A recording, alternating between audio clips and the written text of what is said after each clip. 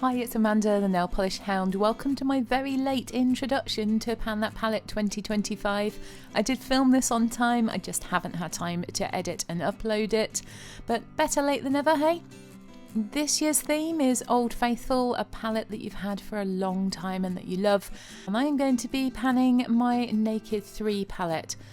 Well, actually I'm panning one of my Naked 3 palettes because I love this palette so much that when I saw that Sophie Alexander was destashing her one, I jumped on it. And so this one is actually her old palette, which I think is a little older than the one that I had. So the first one in this palette is called Strange, and it is a lovely pale colour that makes a nice highlight.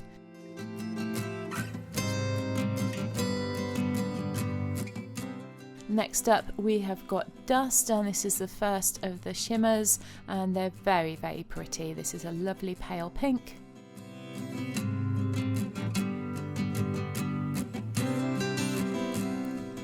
Then we have Burnout, a little less bling in this one, but still a bit of a shimmery colour. This one's already got a small pan in it.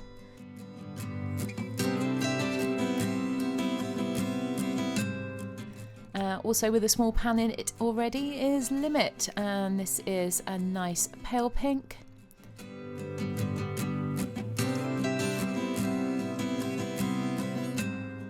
Then we have Buzz, and this is a darker pink shimmer that also has a pan in it already.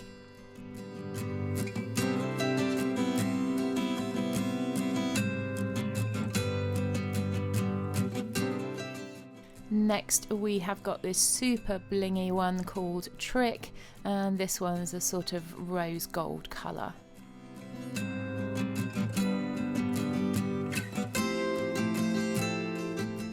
Then we've got my favourite colour in the whole of this palette. It's called Nuna, and this is the reason why I wanted a backup palette, because I love this so much.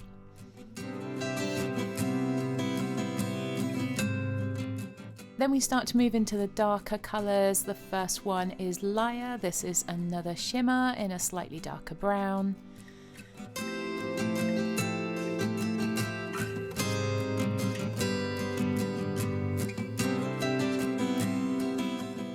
Darker brown again, we've got Factory, again another one with a bit of a shimmer in it.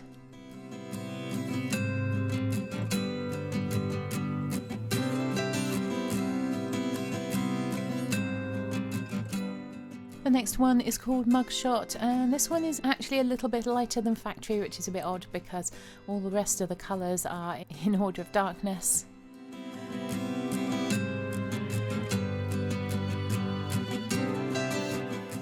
Then we have Dark Side, which has still got a little bit of a shimmer in it.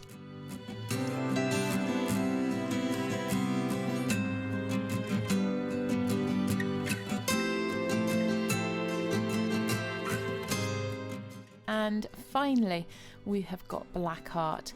This is the darkest shade in the palette, almost a sort of reddy dark brown black colour with some pretty little pink glitters in it.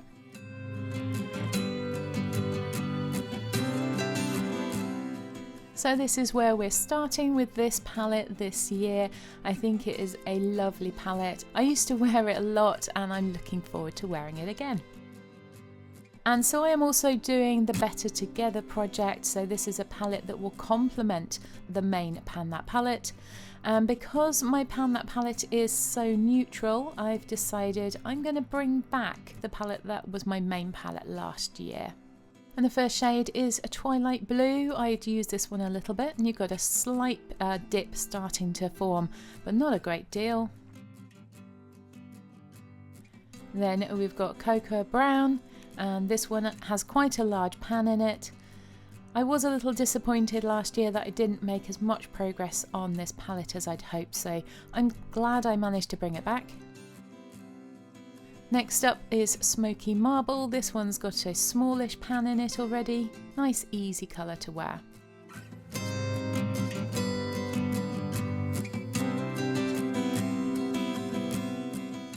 Then we've got Wild Khaki. This one's got quite a deep and broad dip in it already. And this is what it looked like at the beginning of the year. Then we have Cool Aluminium. This is one of the shades that is more of a cream finish, and they do sort of smush all over the place, and that's why it looks a bit strange, but it has a large pan in it. And next is Illuminated Bronze. If you watched this series last year, you'll know I don't like this one very much, so I didn't use it much, but I think it might pair quite nicely with some of the colours in my main Pan That palette this year. Then we had Onyx Black, which I'd used quite a lot and got a medium-sized pan in, and this is where that one's starting this time.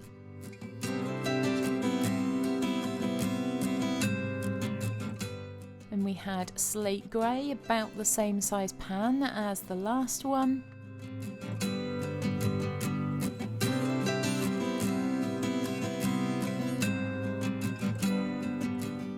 Next we have Cloudy Lilac. This one's also got a medium-sized pan in it. This one goes nicely with the grey in this palette. And then we have Warm Ivory. This one's got a big pan in it already.